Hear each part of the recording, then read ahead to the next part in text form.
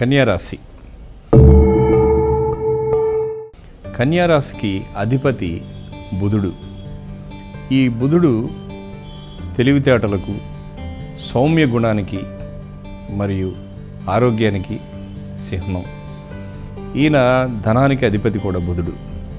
అలాంటి బుధుడు అధిపతిగా ఉన్నటువంటి కన్యారాశి చాలా మంచి రాశి. కానీ ఈ రాశిలో పుట్టినటువంటి వాళ్ళు ఎక్కువగా ధనాన్ని సంపాదించేటువంటి మార్గాల్లో, అంటే వ్యాపారంలో కానీ, ముఖ్యంగా వడ్డీ వ్యాపారంలో కానీ, రియల్ ఎస్టేట్లో కానీ, లేదా కమిషన్లు తీసుకునేటువంటి ఏజెన్సీ కానీ, ఏజెంట్ ఉద్యోగాలు కానీ, ఇలాంటి వృత్తుల్లో ఎక్కువగా ఉంటారు. వీళ్ళు ఎక్కువ శ్రమ చేయకుండానే లాభాలు సంపాదిస్తూ ఉంటారు. విపరీతమైనటువంటి యాంబిషన్తో, అంటే గొప్పగా సంపాదించాలని కానీ, ఏదో గొప్ప గొప్ప కార్యక్రమాలు చేయాలని కానీ, అలాంటి ఆశయాలతో ఉంటారు. ఈ రాశికి ఈ సంవత్సరం కొన్ని విషయాల్లో అనుకూలంగా ఉన్నది. అలాగే కొన్ని జాగ్రత్తలు కూడా తీసుకోవాలి. ముఖ్యంగా శని 3వ స్థానంలో ఉండటం వలన మీరు స్వయం కృషితో మీ విక్రమంతో, మీ యొక్క తెలివితేటలతో అభివృద్ధి పదంలోనికి చేరుకోవడానికి ప్రయత్నాలు మొదలు పెడతారు. అవి మీకు సత్ఫలితాలు ఇస్తాయి. శని 3లో ఉండటం వలన మీరు మీ పోటీదారుల నుంచి, లేదా మీ చుట్టుపక్కల ఉన్నటువంటి మీలాంటి వ్యాపారం చేసే వాళ్ళ నుంచి పోటీ ఎదుర్కొన్నప్పటికీ కూడా వాళ్ళందరికంటే కూడా ముందంజలో ఉంటారు. అంటే మీరు విజయాలు సాధిస్తారు, ఆర్థికంగా అభివృద్ధి చెందుతారు. ప్రస్తుతం చాలామంది అనేక రకాలైనటువంటి చిక్కుల్లో, సమస్యల్లో కన్యారాశి వారు ఉండటం జరుగుతుంది. మానసికమైనటువంటి అశాంతి, తర్వాత విపరీతమైనటువంటి శ్రమ, ఇలాంటి పరిస్థితులు మీకు ప్రస్తుతం జరుగుతున్నాయి. కుటుంబ సభ్యులతో విపరీతమైనటువంటి బాధలకు మీరు గురవుతున్నారు. ఇంట్లో లేదా బయట వ్యవహారాలు చక్కబడక కన్ఫ్యూజన్లో ఎలాంటి నిర్ణయం తీసుకోలేక ఇబ్బంది పడే వాళ్లకు ఇప్పుడు ఒక మార్గం దొరుకుతుంది. మీరు సరైనటువంటి నిర్ణయాలు తీసుకొని విజయాలు సాధించుకుంటూ మీరు అనుకున్న పనులు సాధిస్తారు. డబ్బుకు విపరీతమైనటువంటి ఇబ్బంది పడుతూ ఉన్నారు ఈ సంవత్సరం కన్యారాశి వాళ్ళు. ఇప్పటివరకు ఈ మార్చి నుంచి, ముఖ్యంగా శని యొక్క వక్రించినప్పుడు మీరు మళ్ళీ పుంజుకోవడం జరుగుతుంది. ఇది మార్చి నుంచి జరుగుతుంది. మార్చి నుండి మీరు ఒక మెట్టు పైకెక్కి మళ్ళా రెగ్యులర్గా ఉండేటువంటి ఒక ఫ్లోలోకి మీరు రావడం జరుగుతుంది. కన్యారాశికి ఈ సంవత్సరం ఆర్థిక బాధలు తొలగుతాయి. మళ్ళా మీరు వ్యాపార రంగంలో కానీ, వృత్తి రంగంలో కానీ, ఉద్యోగాల్లో కానీ రాణించటం ప్రారంభిస్తారు. ఆర్థికంగా నిలదొక్కుంటారు. మీరు అనుకున్నటువంటి వస్తువులు కొనటం జరుగుతుంది.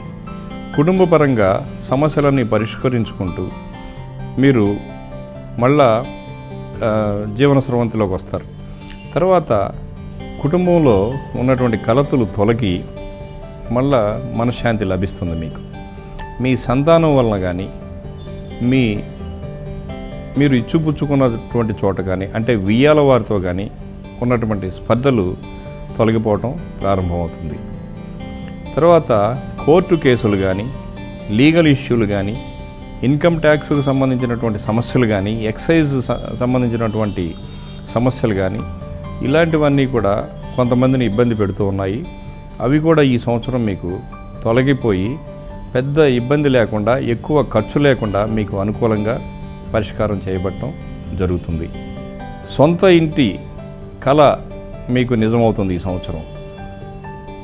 3లో ఉన్నటువంటి శని, రాశి మీదకు వచ్చేటువంటి గురువు, బుధుడి యొక్క చక్కటి కదలికలు మీకు ఇంటి గృహలాభాన్ని సూచిస్తున్నాయి. ఒక సొంత ఇంటి వారు అయ్యేటువంటి ఫలితాలు కనిపిస్తున్నాయి. అయితే ఏప్రిల్, మే నుంచి మీకు రాహుకేతువుల సంచారం మారటం వల్ల, అనగా 2-8లో ఉండేటువంటి రాహుకేతుల వలన అనవసరమైనటువంటి భయాలు మీకు ఏర్పడతాయి. అక్కడ ఇటువంటి విషయం లేకుండానే మీరు ఎక్కువ భయపడటం, చిన్న చిన్న ఆరోగ్య సమస్యలకు ఎక్కువగా మీరు భయపడి హాస్పిటల్ చుట్టూ తిరగటం, చిన్న చిన్న అనారోగ్యాలు లేదా తెలియనటువంటి ఏవో భయాలు, ఎలాంటి కారణం లేకుండా, ఎలాంటి ప్రేరణ లేకుండా మీరు అనవసరంగా భయపడటం జరుగుతుంది. రాహుకేతువుల యొక్క కదలిక వలన ఇలాంటి భయాలు జనరల్గా కలుగుతూ ఉంటాయి. చాలామందికి కారణం లేకుండా భయాందోళనలు రావడం జరుగుతుంది. వీటి కారణం రాహుకేతువులే. ఈ దోషాన్ని మీరు సవరించుకోవటానికి శ్రీకాళహస్తిలో రాహుకేతు పూజ కానీ, పుట్టలో మంగళవారాలు శుక్రవారాలు పాలు పోయటం వలన కానీ, శుక్రవారం నాడు కనకదుర్గమ్మ ఆలయంలో రాహుకాలం సమయంలో, అంటే ఉదయం 10:30 నుంచి 12 వరకు ఉండేటువంటి రాహుకాలం సమయంలో శుక్రవారం నాడు పూజలు, అమ్మవారి దగ్గర పూజలు చేసుకోవటం వల్ల కానీ, దీనిని రాహుకాల పూజ అని అంటారు. ఈ పూజలు చేసుకోవటం వల్ల కానీ, మంగళవారం నాడు మధ్యాహ్నం నుంచి కేతు పూజ, అంటే కేతు పూజ అని అంటాం దీన్ని, రాహుకాల పూజ, కేతు పూజ అని అంటాం. ఈ పూజలు చేయించుకోవటం వల్ల కానీ మీకు చక్కటి పరిష్కారం లభిస్తుంది, మనశ్శాంతి లభిస్తుంది. ఈ భయాందోళన నుంచి మీరు బయటపడటం జరుగుతుంది. అదేవిధంగా ఈ రాహుకేతు దోషం వలన చిన్న చిన్న సమస్యలను పెద్ద చేసుకోవటం, అక్కడ విషయం లేకపోయినా సరే తగాదాలు ఆడటం, తర్వాత ధనానికి సంబంధించినటువంటి విషయాల్లో అనవసరంగా ఎక్కువ ఖర్చులు పెట్టడం, డబ్బు వృధా కావటం, ఆ భయంలో మీరు ఎక్కువగా ఖర్చు పెట్టుకోవటం, ఇలాంటి ఇబ్బందులు మీకు తలెత్తేటువంటి అవకాశాలు ఉన్నాయి. కాబట్టి వీటిని గమనించి వాటిని పెద్దగా పట్టించుకోకుండా సరైనటువంటి శాంతులు, గ్రహశాంతులు చేసుకోవటం వల్ల మీకు పరిష్కారాలు లభిస్తాయి. ఈ కన్యారాశి వారికి ఈ సంవత్సరం శని వక్రించడం వలన కొంత మేరకు, అంటే మార్చి, ఏప్రిల్, మే నెలల్లో కొంత ఏలినాటి శని ప్రభావం కనిపిస్తుంది. అంటే 3లో ఉన్నటువంటి శని వక్రీకరించడం వలన, తులారాశిని చూడటం వలన కొంతకాలం మీకు ఇబ్బంది వచ్చేటువంటి అవకాశం ఉంది. కానీ ఈ ఇబ్బంది వలన మీకు టెంపరీ ఇబ్బందే కానీ ఇది పర్మనెంట్ ఇబ్బంది కాదు. దీనివల్ల మీరు కొత్త విషయాలు నేర్చుకోవటం, దానివల్ల మీరు లాభపడటం. 2016లో కన్యారాశి వారు దూర ప్రయాణాలు చేయటం, ఎక్కువగా తిరిగేటువంటి, అంటే ప్రయాణాలు చేసేటువంటి పనుల్లో నిమగ్నమై ఉండటం, రాత్రనక పగలనక నిద్ర లేకుండా కానీ, విశ్రాంతి లేకుండా కానీ తెలియనటువంటి కొత్త ప్రదేశాల్లో తిరగవలసి రావటం, ఇలాంటి పరిస్థితులు తలెత్తుతాయి. ఇవి మీకు మంచి చేస్తాయి తప్ప హాని ఏమి ఉండదు. కానీ ప్రయాణాల్లో కొంత జాగ్రత్త తీసుకోవటం అవసరం. అలాగే నోటి మాట వలన, నోటి దురుసుతనం వలన కానీ, నోరు జారటం వలన కానీ, లేదా మీరు చెప్పినటువంటి మాట నిలుపుకోలేకపోవటం వల్ల కానీ మీరు ఇబ్బందులు చూడవలసి వస్తుంది.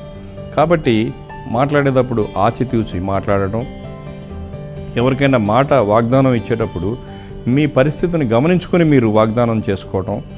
అదేవిధంగా